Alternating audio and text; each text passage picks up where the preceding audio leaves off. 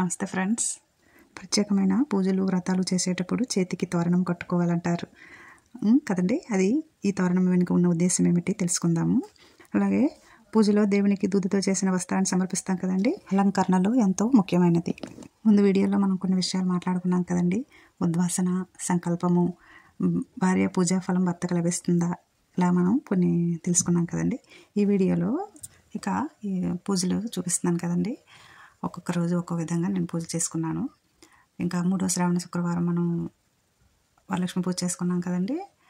Next ఆ అమ్మవారిని నేను ఇలాగ దేవుడి గదిలో అలంకరించుకున్నాను.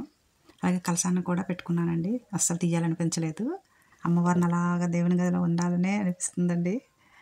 చక్కగా ఇలాగా రోజువారీ శ్రావణ మాసం చివరి వరకు పూజ చేసుకున్నాను. చాలా ఆనందం అనిపించిందండి. చాలా మంచిగా జరిగింది అంతాను.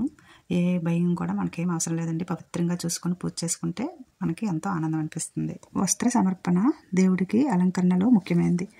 షోడశోపచారాలు, స్నానం, సేవ అనంతరం వస్త్రాన్ని సమర్పిస్తాం కదండి. అంటే మనం దూదితో చేస్తాం కనుక ఆ వస్త్రము అంటాము. కానీ ఇక్కడ వస్త్రం అంటే బట్ట కాదండి. నిండు మనసుతో మనమే దూదిని దారంలా తయారు చేసి దానిని తెగిపోకుండా నెయ్యి కలిపి పసుపు కుంకుమల్ని రాసి వస్త్రాన్ని తయారు చేయవచ్చు అనమాట. అయితే ఒకటి కాకుండా 2 చిన్న చిన్నగా చేసి సమర్పించాలి. మనం పూజ చేసేటప్పుడు వస్త్రాన్ని సమర్పించేటప్పుడు ఇలా చెప్పుకోవాలండి. వస్త్రయుగ్మం సమర్పయామి అని అనాలి. యుగ్మం అంటే 2 అని అర్థం అండి. అందుకనే 2 వస్త్రాలుగా తయారు చేసి మనం సమర్పించుకోవాలి. అలా చేసి చూడండి, మనసు ఎంతో ఆనందం అనిపిస్తుంది కదండి. ఈ సేవ అంతా ఏంటంటే మన భక్తే తెలుస్తుందండి. ఎంత మంచిగా మనం పూజ చేసుకుని అమ్మవార్లకి మనం స్వయంగా తయారు చేసి పెట్టుకుంటే అంత ఆనందం అనిపిస్తుంది, అంత భక్తిగా ఉంటుంది. ఇంకో విషయం ఏంటంటే ప్రత్యేకమైన పూజలు వ్రతాలు చేసేటప్పుడు చేతికి తోరణం కట్టుకుంటాం కదండి. ఆ తోరణము ఎందుకు, దాని ఉద్దేశం ఏమిటి మనం తెలుసుకుందామా అని. అలాగే మనం ముఖ్యంగా పిల్లలు, పేరెంటాలు మంచిగా మనం ఏదైనా ప్రారంభించామనుకోండి, అలాంటప్పుడు మనం కంకణాలని మా సైడ్ కడతాం కదండి. కంకణం అంటే ఆ పని చక్కగా జరగాలనే ఉద్దేశంతో ఒక సంకల్ప దీక్ష అండి. అందుకే అలాగే మనం ఈ తోరణాన్ని ధరించడం వల్ల ఆయా పూజలు వ్రతాల వల్ల మంగళము కలుగుతుందని విశ్వాసం. అంటే సకల శుభాలు కలగాలని. ఇంకా మనం చూసారా, మన గుమ్మానికి అంటే ముంగిలికి, ఇంకా ఏంటంటే చేతికి ప్రధాన ద్వారానికి కూడా మనం ఇలాగా తోరణాలు కడతాము. వ్రతం సమయంలో చేతికి తోరణం కట్టుకోవడం ద్వారా పరిపూర్ణ ఆరోగ్యం చేకూరుతుందని నమ్మకం అండి. ఎలాంటి ఆటంకాలు రావని అనమాట. తోరణానికి రక్ష అనే పర్యాయపదం కూడా మనకి ఉంది. ఈ తోరణాన్ని ఒక్క వ్రతానికి ఒక్క విధంగా కట్టుకోవాల్సి ఉంటుంది. సత్యనారాయణ స్వామి వ్రతంలో మన దంపతులు లేదా వ్రతం చేసేవారికి అర్చకులే కడతారు. ఇంకా కేదార వ్రతంలో భర్త భార్య చేతికి కట్టాల్సి ఉంటుంది. గణపతి పూజ వస్తున్నది కదండి మనకి. అలాగా ఈ గణపతి పూజకి, నాగుల చవితి, ఇంకా కొన్ని సందర్భాల్లో తల్లిదండ్రులు పిల్లలకి కట్టాలండి. వరలక్ష్మి వ్రతంలో తోటి మహిళ వ్రతం ఆచరిస్తున్నప్పుడు మహిళకు ఇంకో మహిళకి కడుతుంది. ఇంకో మనకి సందేహం కూడా ఉంటుంది, ఈ తోరణాన్ని ఏ చేతికి కట్టుకోవాలని అని ఉంటుంది కదండి. వివాహితకు తండ్రి ఈ రక్షణ కుడి చేతికి కట్టాలండి. అదే భర్త అయితే ఎడమ చేతికి కట్టాలని మన శాస్త్రాలు చెబుతున్నాయి. తోరణం భగవంతుడికి, భక్తులకు అనుసంధానం కూడానండి. అంత గొప్ప ఉద్దేశంతో ఈ తోరణాన్ని మనకి ఇలాగా ఆచారంగా మనకి ఉంటుంది. చూసారా మన సాంప్రదాయాలు ఎంత గొప్పగా ఉన్నాయో కదండి ఫ్రెండ్స్. ఇంకా వినాయక చవితి శుభాకాంక్షలు అండి అందరికీ. మనం ఈ వినాయక చవితి వ్రతానికి కూడా మనకి పండుగల్లో ప్రారంభమైనది. మొదటి పండుగ. అన్ని పనులకి మనకి మంచిగా జరగాలని ఈ సంకల్పం ఎంతో గొప్పది. మంచిగా తోరణాన్ని మనం కట్టేసుకొని పూజా కార్యక్రమాన్ని ప్రారంభించుకొని మంచిగా ఆనందంగా సంతోషంగా ఉందాం. ఇంకేంటి ఫ్రెండ్స్, చక్కగా చేసుకుందామా మన పూజలు. అలాగే ఒక మంచి విషయాన్ని మాట్లాడుకుందామండి. ఎప్పుడు చెప్పిందే కదా, మనం ఒకప్పుడు పెద్దవాళ్ళను గౌరవించడం అంటే కనీసం లేచి నిల్చోవడం కదండి. కానీ ఇప్పుడు చెవిలోని పెట్టుకున్న ఇయర్ ఫోన్స్ తీస్తే వాళ్ళని గౌరవించినట్టేనండి.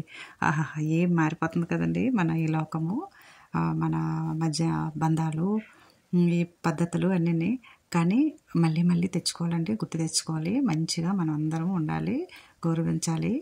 ఎలా చెప్తావో అర్థమవుతుందో, జ్ఞానం వస్తుందో ఆ దేవుడినే అడుగుదామండి ఫ్రెండ్స్. ఇక మన గణపతి పూజ గురించి కొంచెంగా మాట్లాడుకుందామా.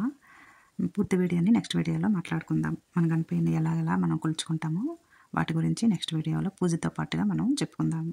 ఇప్పుడు మనం ఈ గణపతిని అమ్మ చేతి పసుపు బొట్టుగా ప్రాణం పోసుకోవడము, అంతలోనే పరమేశ్వరుడితో తలపడి శిరస్సును కోల్పోవడం, గజాసురుడి తలను జోడించుకొని గజానుడిగా సుప్రసిద్ధుడైన గణపతి మూషిక వాహనము ఎక్కాడు కదండి. అందుకు ఈ గణపతి గురించి మాట్లాడుకుందాం.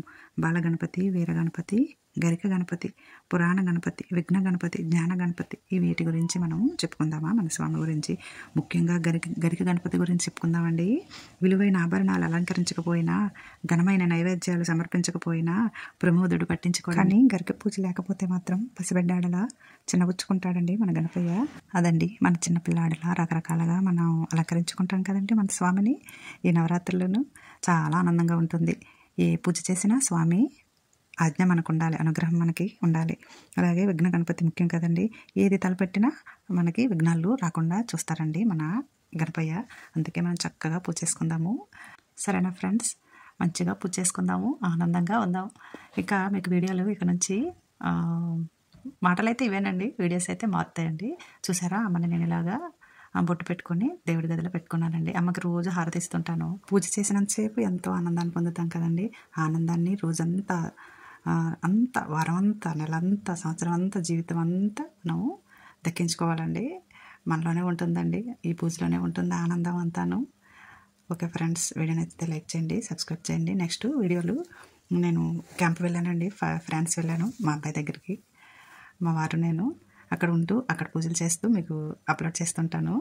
ఎన్ని రోజులు ఉంటామనేది ఆ దేవుడే నిర్ణయించాలండి. ఇక్కడ మా అబ్బాయి అయితే 3 నెలలు ఉండమంటున్నాడు, చూడాలి ఎలా ఉంటుందో. మా వారు బిజీ కదండి, దాని నుంచి పనులు ఉంటాయి.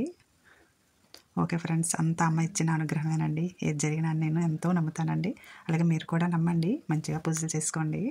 నెక్స్ట్ మన గణపయ్య మనకి ఎలా రక్షిస్తాడు, ఎలా మనం పూజిస్తే ఎంత దినిగా మనకి అంత ఆయన అనుగ్రహం కలుగుతుందో వీడియోలో తెలుసుకుందాం. పూజ చేస్తూ మన ఫ్రెండ్స్ గణపయ్యని పూజ చేసుకుంటూ మీకు వీడియోలు అప్లోడ్ చేస్తానండి. మంచిగా మాట్లాడుకుందాము. సరే ఫ్రెండ్స్, వీడియో నచ్చితే తప్పకుండా లైక్ చేయండి, సబ్స్క్రైబ్ మాత్రం మర్చిపోకండి ఫ్రెండ్స్. నెక్స్ట్ వీడియో కోసం చూస్తారు కదా. ముందు వీడియో అయితే మాత్రం చాలా బాగా చూశారు, అందరికీ ఉపయోగపడిన వీడియో కదండి. మంచిగా అనిపించింది, చాలా ఆనందం అనిపించింది. అందరూ గణపయ్య పూజ మంచిగా చేసుకొని ఆయన అనుగ్రహాన్ని పొందాలని ఆశిస్తూ ఈ వీడియో పెడుతున్నానండి. ధన్యవాదాలండి అందరికీ. మన ఈ పూజని ఫ్రాన్స్ తీసుకెళ్ళి అక్కడ ఇస్తున్నానండి వాయిస్, చాలా ఆనందం అనిపిస్తుంది. నెక్స్ట్ వీడియో కోసం వెయిట్ చేస్తారు కదా ఫ్రెండ్స్, మంచిగా చేసుకుందాము నెక్స్ట్ వీడియో కూడా. దానికోసం సబ్స్క్రైబ్ మాత్రం మర్చిపోకండి ఫ్రెండ్స్, లైక్ కూడా చేసేయండి. అందరికీ ధన్యవాదాలు. గణపయ్య మనందరినీ కాపాడాలి, మంచిగా పూజ చేసుకోవాలని ఆశిస్తూ ఈ వీడియో మనందరి కోసం. ధన్యవాదాలండి ఫ్రెండ్స్. ఇక్కడ చూసారా మా పారిస్లో పూజనండి, మా కోడలు మా కొడుకు చేసుకుంటున్నారు. ఇలానే చేసుకుంటూ వీడియోలు పెడుతూ ఉంటానండి. సరేనా, అందరూ చూస్తూ సబ్స్క్రైబ్ చేయండి, లైక్ చేయండి.